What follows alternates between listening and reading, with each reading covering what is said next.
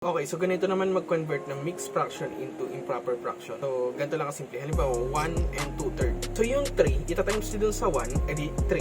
And then yung 3 na yun, i-add nyo dun sa 2. So, 5. Kopyahin nyo lang yung denominator na 3. So, ang mangyayari, 1 and 2/3 is equal to 5/3. So, isa pa, 2 and 4/5. So, again, yung 5 tatimes nyo dun sa 2. So, 10. And then yung 10 na yun, i-add nyo dun sa 4.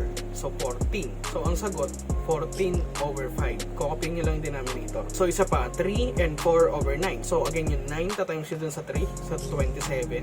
And then yung 27, i-add nyo dun sa 4. So, 31. And then, kopyahin nyo yung denominator na 9. So, ang sagot, 31/9. Ayun. So, ganun lang mag-convert ng mixed numbers into improper fractions.